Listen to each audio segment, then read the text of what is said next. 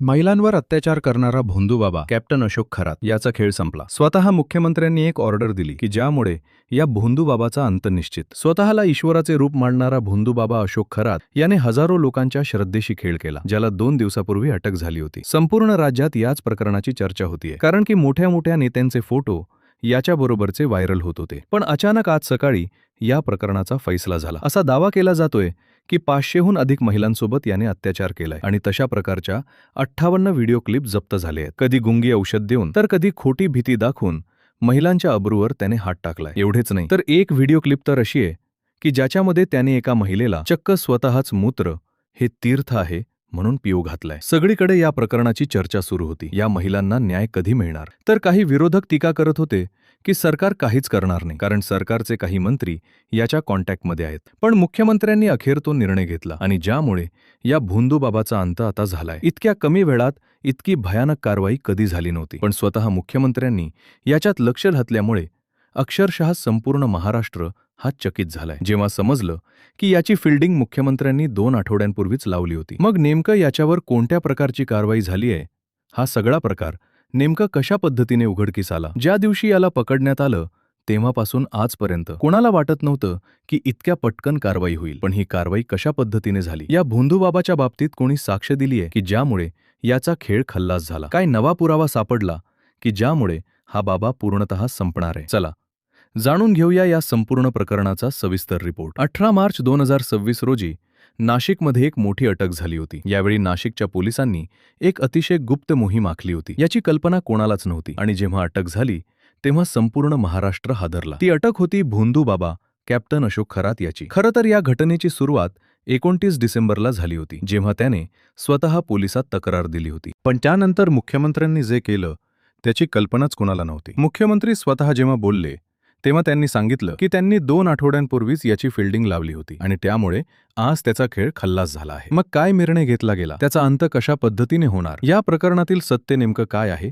पहा. खरं तर या प्रकरणाला पहिलं वळण लागलं होतं संशयाची सुई. जिथून सुरू झाली होती तो दिवस होता 29 डिसेंबर 2025चा. त्या दिवसापर्यंत सगळं काही सुरळीत सुरू होतं. पण 29 डिसेंबर रोजी अशोक खरातने वावी पोलीस ठाण्यात धाव घेतली होती. त्याने तक्रार केली होती की पुण्यातील राजेंद्र जासूद आणि दिनेश परब त्याला 5 कोटींची खंडणी मागत आहेत. खरातने स्वतःला पीडित म्हणून सादर केलं होतं. पण नियतीचा खेळ बघा. ज्या तक्रारीचा आधार घेऊन तो स्वतःला वाचवू पाहत होता तीच तक्रार त्याच्या गळ्याचा फास बनली. तपासादरम्यान पोलिसांच्या हाती असे काही धागेदोरे लागले की पोलिसांचेही डोळे विस्फारले. राजकीय वर्तुळात चर्चा सुरू झाली. महिला आयोगाच्या अध्यक्षा रुपाली चाकणकर यांच्यापासून ते मुख्यमंत्री एकनाथ शिंदे यांच्यापर्यंत या प्रकरणाची व्याप्ती पोहोचू लागली होती. दबावाचे राजकारण सुरू होते. पण सत्याचा विजय होणार होता. तुम्हाला माहिती आहे का, खरातच्या एका ऑफिस बॉयने त्याचा असा काही गेम केला जो खरातने स्वप्नातही विचार केला नव्हता. कोण होता तो ऑफिस बॉय? कोणताही मोठा गुन्हा जेव्हा घडतो तेव्हा तो उघड करण्यासाठी एखादा छोटासा दुवा कारणीभूत ठरतो. खरातच्या बाबतीत तो दुवा होता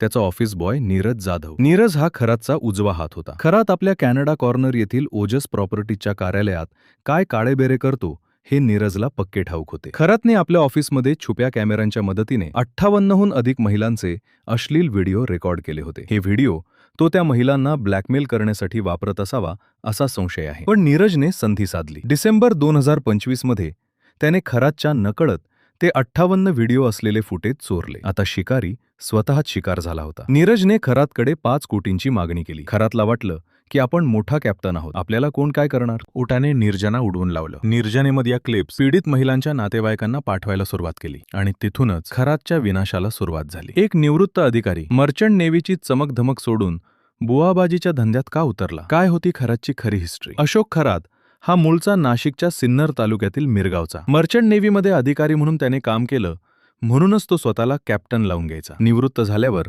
त्याने अंकशास्त्र म्हणजेच न्यूमरोलॉजी आणि कॉस्मोलॉजीचा आधार घेतला. त्याने स्वतःला एक ब्रॉन्ड बनवलं होतं. श्री ईशानेश्वर मंदिर ट्रस्टचा अध्यक्ष म्हणून त्याने धार्मिक वलय प्राप्त केलं. त्याचा वावर उच्चभ्रू लोकांमध्ये असायचा. मोठे राजकारणी, व्यावसायिक आणि सेलिब्रिटी त्याच्याकडे आपलं भविष्य जाणून घेण्यासाठी रांगा लावायचे. खरातची मोडस ऑपरंडी ठरलेली होती. तो महिलांना सांगायचा की तुमच्यावर काहीतरी संकट आहे, ते दूर करण्यासाठी विधी करावा लागेल. विश्वासाच्या नावाखाली तो त्यांना आपल्या कार्यालयात बोलवायचा. तिथे त्यांना गुंगीकारक पदार्थ, मिश्रित पाणी किंवा प्रसाद दिला जायचा आणि त्यानंतर तो त्यांच्यावर अत्याचार करायचा. हे सगळं तो कॅमेऱ्यात रेकॉर्ड करायचा. धर्माचा बुरखा पांघरलेला हा लांडगा अनेक वर्षांपासून हा खेळ खेळत होता. पण हा भयानक प्रकार उघड कसा झाला? एका धाडसी महिलेने आणि तिच्या मेहुण्याने या राक्षसाला कसा आव्हान दिलं? खरातचा खेळ तेव्हाच संपला जेव्हा त्याने एका 28 वर्षीय विवाहितेवर अत्याचार केला. नीरज जाधवने जेव्हा खरातकडून पैसे मिळत नाहीत हे पाहिलं, तेव्हा त्याने या महिलेचा व्हिडिओ तिच्या मेहुण्याला पाठवला. तो मेहुणा डगमगला नाही. त्याने आपल्या बहिणीला म्हणजेच पीडितेला धीर दिला. हे पाप तुझ्यामुळे नाही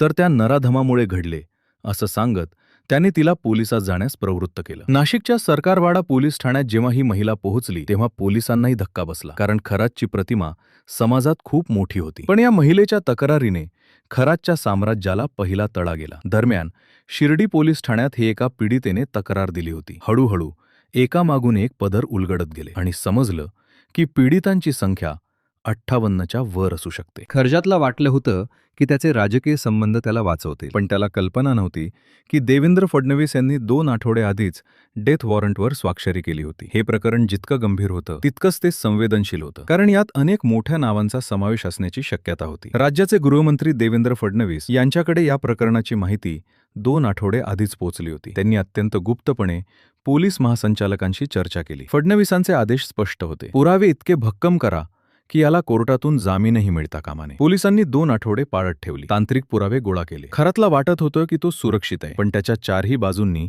फास आवळला जात होता. मुख्यमंत्र्यांनी या प्रकरणाचा तपास करण्यासाठी विशेष पथक नेमण्याचे संकेत दिले होते. राजकीय छत्री आता फाटली होती आणि खरात उघड्यावर पडला होता. 18 मार्चची ती रात्र पोलिसांनी खरातला पकडण्यासाठी कोणता सिनेमा स्टाईल प्लॅन आखला जाणून घ्या. खरातला अटक करणं सोपं नव्हतं. तो सतर्क होता आणि त्याच्याकडे पिस्तूलही होतं. नाशिक क्राईम ब्रांचच्या गुंड स्क्वॉडने एक जबरदस्त प्लॅन आखला. 18 मार्चच्या रात्री खरातच्या बंगल्याबाहेर साध्या वेशातील पोलीस तैनात झाले. त्यांनी थेट खरातच्या दारावर धडक दिली नाही, तर परिसरात चोर चोर असा ओरडा सुरू केला. खरातला वाटलं की खरंच बाहेर चोर आले. त्याने खिडकीतून बघण्याचा प्रयत्न केला. तितक्यात पोलीस भिंत ओलांडून आत शिरले. पोलीस जेव्हा खरातच्या बेडरूममध्ये पोहोचले तेव्हा तो पूर्णपणे गाफील होता. कॅप्टन, तुमची वेळ संपलीये, या शब्दात पोलिसांनी त्याला बेड्या ठोकल्या. ज्या थाटात तो वावरायचा तो सगळा थाट एका मिनिटात धुळीला मिळाला. त्याच्या घरातून 6 लाखांची रोख आणि फार्म हाऊसवरून पिस्तूल जप्त करण्यात आलं. अटकेनंतर लोकांची रिॲक्शन काय होती? नाशिकमध्ये कशा प्रकारचा तणाव निर्माण झाला होता? खरातला अटक झाल्याची बातमी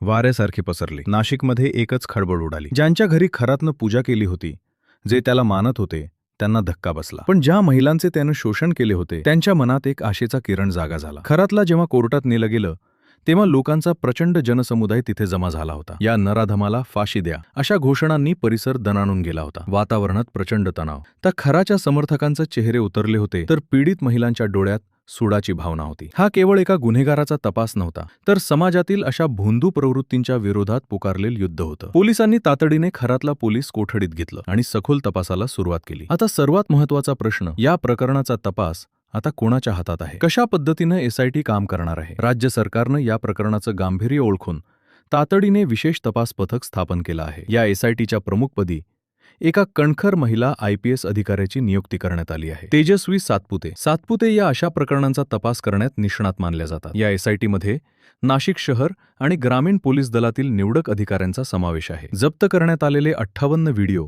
आता फॉरेन्सिक लॅबमध्ये पाठवण्यात आली आहे. खरातचे बँक व्यवहार, त्याचे राजकीय संबंध आणि त्याच्या ट्रस्टला मिळणारा पैसा, या सगळ्याची झाडाझडती आता सुरू झाली आहे. पोलिसांच्या मते हा केवळ बलात्काराचा गुन्हा नाही, तर हा एक मोठा आर्थिक घोटाळा आणि फसवणुकीचं जाळे आहे. अशोक खरात प्रकरणात स्थापन करण्यात आलेली ही SIT तेजस्वी सातपुते यांच्या नेतृत्वाखालील तिसरी महत्त्वाची SIT आहे. एका महिला अधिकाऱ्याच्या हातात तपास असल्यानं पीडित महिला आता न डगमगता पुढे येत आहेत. सरकारनं स्पष्ट केले की खरातला पाठीशी घालणाऱ्या कोणत्याही बड्या नेत्याला सोडलं जाणार नाही. मित्रांनो, अशोक खरातची ही कहाणी ऐकून अंगावर काटा येतो. पण प्रश्न फक्त एका खरातचा नाही. आपल्या समाजात असं कितीतरी कॅप्टन किंवा धर्माचा, महाराष्ट्र धर्माचा आणि विश्वासाचा पुरका पांघरून फिरत असतील, याची आपण कल्पनाही करू शकत नाही. मुख्यमंत्री आणि गृहमंत्री यांनी या प्रकरणात कठोर पाऊल उचलली, हे कौतुकास्पद आहेच. पण नागरिक म्हणून आपली काही जबाबदारी आहे. आता सर्वात महत्त्वाचं, तुम्हाला काय वाटतं? 58 व्हिडिओ क्लिप सापडणं ही साधी गोष्ट नाही. इतकी वर्ष हा नाराधम मोकाट कसा राहिला, याचा राजकीय पाठबळ होतं का? तुम्हाला जर वाटत असेल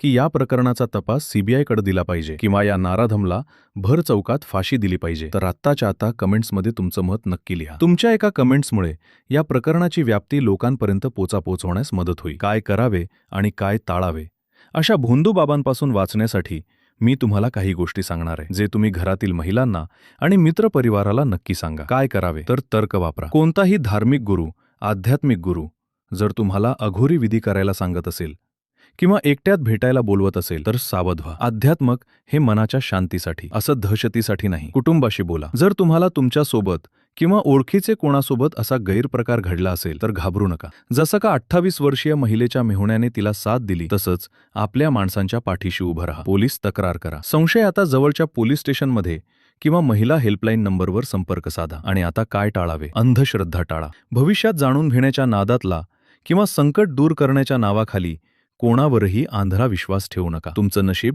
तुमच्या कष्टावर अवलंबून असतं, कोणाच्या अंगठीवर किंवा ताईवर नाही. व्हिडिओ किंवा फोटोना घाबरू नका. जर कोणी तुम्हाला अश्लील व्हिडिओच्या नावाने ब्लॅकमेल करत असेल तर गप्प बसू नका. गप्प बसला तर त्यांचा धीर वाढतो. पोलिसांकडे जा. सायबर सेल तुमची ओळख गुप्त ठेवण्यास मदत करतं. एकटे जाऊ नका. अशा कोणत्याही बाबांकडे किंवा ज्योतिषाकडे जाताना कधीही एकट्या महिलांनी जाऊ नये. नेहमी सोबत विश्वासू व्यक्ती असू द्या. आज 18 मार्च 2026. महाराष्ट्र एका मोठ्या स्वच्छतेच्या मोहिमेतून जातोय असं वाटतंय. तेजस्वी सातपुते यांच्यासारख्या महिला अधिकाऱ्याकडे हा तपास आहे. त्यामुळे दूध का दूध आणि पाणी का पाणी होईलच. पण मित्रांनो, ही लढाई फक्त पोलिसांची नाही, ती आपलीही आहे. जर तुम्हाला वाटत असेल की या व्हिडिओतून महत्त्वाची माहिती मिळाली आहे तर व्हिडिओ जास्तीत जास्त शेअर करा. कदाचित तुमचा एक शहर एखाद्या महिलेचं आयुष्य वाचू शकतो. आणि हो, चॅनलला सबस्क्राईब करायला विसरू नका, कारण या प्रकारांचे सर्व अपडेट्स मी तुमच्यापर्यंत सर्वात आधी पोहोचवत राहील. न्याय मिळेलच, फक्त आपण जागरूक राहण्याची गरज आहे. धन्यवाद. जय हिंद. जय 0.1.